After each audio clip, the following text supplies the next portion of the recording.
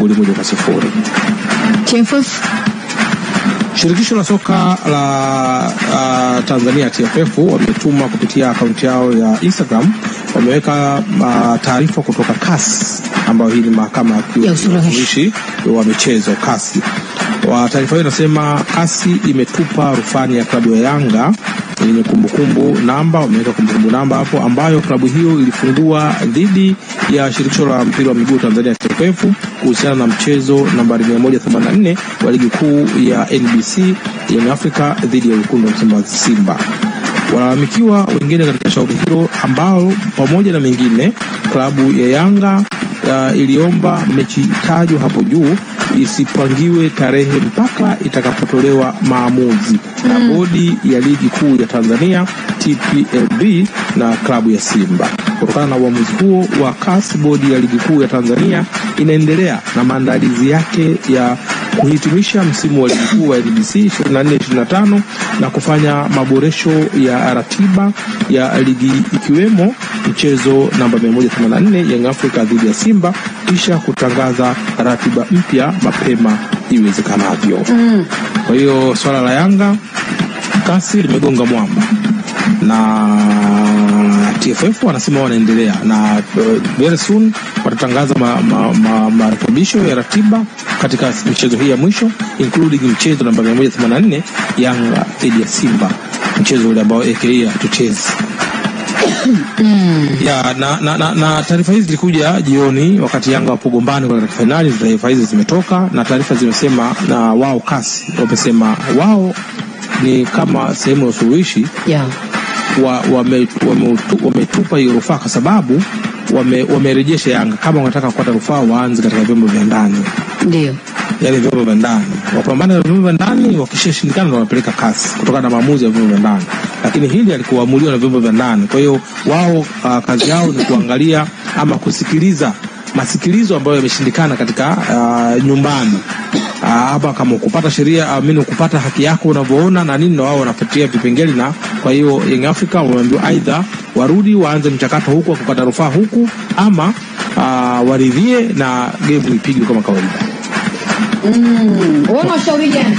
Mchezo tu bana, upigwe, mwenye kupata hapati sadaka lawe. Lakini Young Africa kwa masuala haya ya kisheria kwa Yanga bado kuna tatizo, kwa sababu malalamiko mengi sana ama kesi nyingi sana za miaka karibuni Young Africa ameangukia pua, na hii ni mara ya tatu kesi za Yanga kwenda CAS zote zinaangukia pua.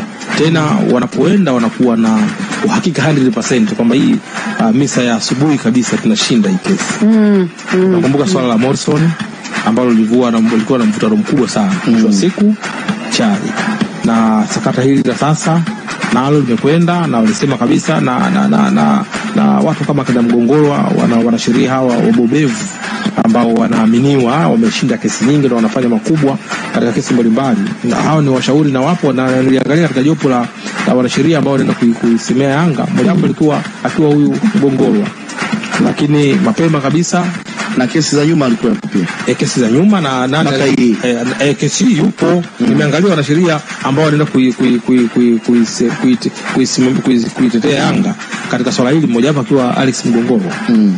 Alex Mgongolwa lakini ni mmoja kati ya wanasheria wa na bobevu sana na wazoefu, kwa sababu wamehudumu pia TFF pale yakahudumu na Yanga kwa hati za ndani tawala tofauti na mpaka leo bado yupo.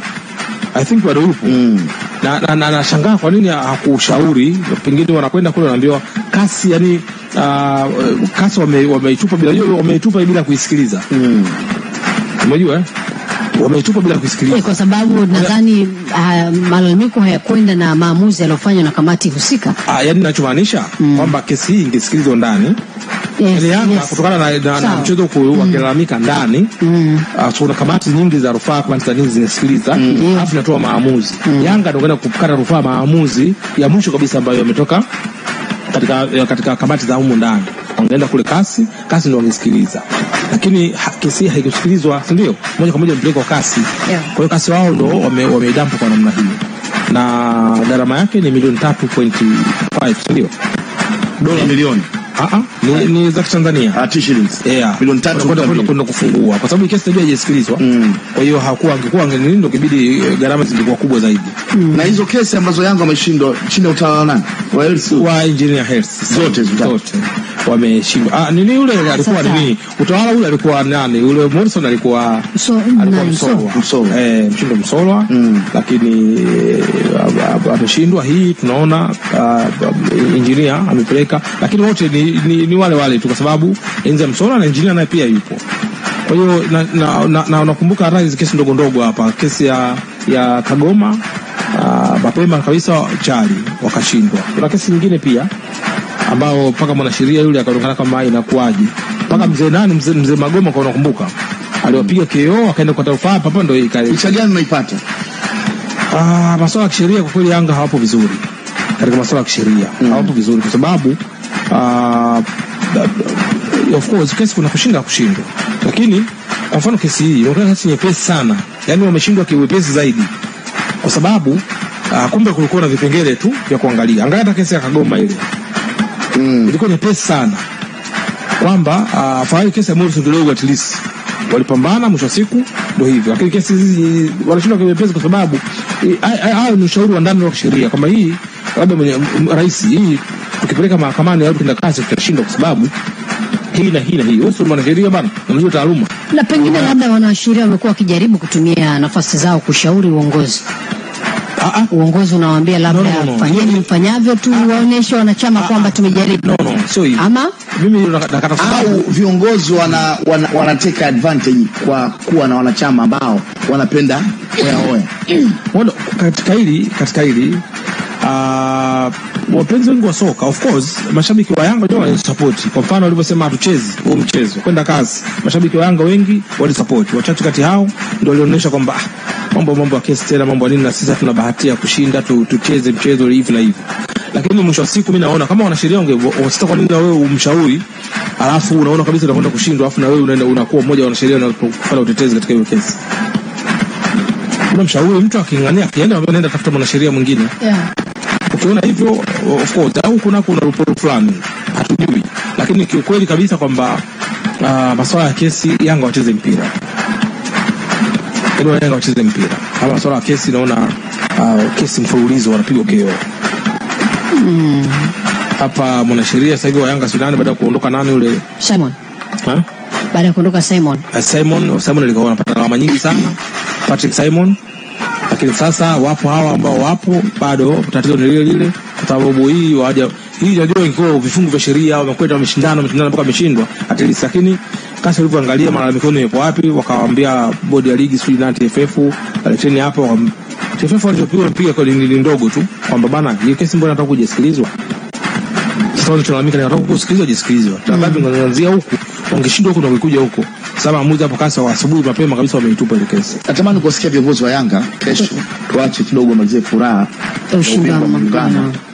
Ubingwa leo mshaingia nini? Mshaingia doa. Kwa nini? Furaha sasa ile rafiki hii itakuwa kucheza. Ushindi sio tatizo. Yaani itakuwa habari njema kwa Yanga hii. Sasa maamuzi yametoka hivyo. Hii sasa ndio ndio itakuwa habari njema kwa Yanga.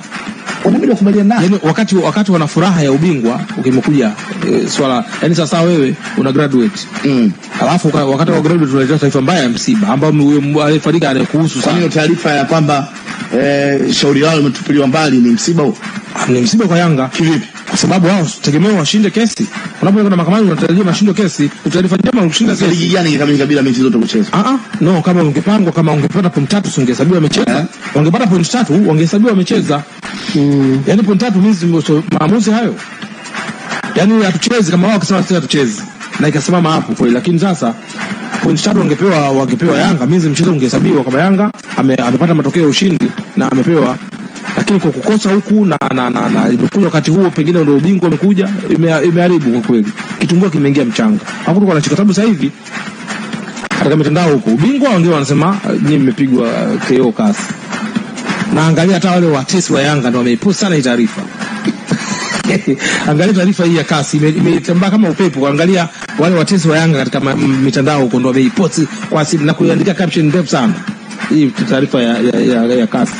Kwa hiyo hivyo Yanga wakati mwingine hizi fedheha ndogo ndogo zinaepukika.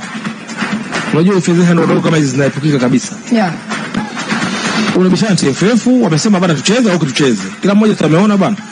Labda hiyo haki ilikuwa ya kwenu ama sio ya kwenu, au kwa mmekwenda mmecheza mmepata matokeo kipo wapi? Cha msingi Yanga wapambane game wapate matokeo ushindi wa wasuti hawa, lakini wakifungwa ndio maana wanasema ndio maana mlikuwa mnakimbia. Sasa master tucheze baada ya TFF kusema haimaanishi kwamba haikuwa haki yao wao kukataa kwa sababu ya mazingira yaliyokuwepo. Hakukataa mchezo. Ndio unakataa kwa mujibu wa sheria. Yaani wewe sio mfano labda kanuni zinakubeba. Una mamlaka hapa, unaanza mamlaka wakikunyonga ndio unakwenda kule. Mimi nacholaumu sio kwenda kasi. Yaani kwa nini ulikwenda wakati yani sasa kesi ya mahakama ya mwanzo kupeleka mahakama kuu.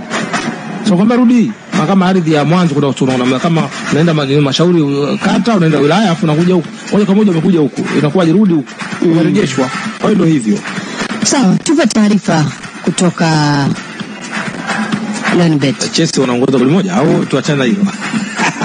Lazima utoe. Ushindi unaendelea ndani ya Leonbet. Simba la mikeka suka ushindi.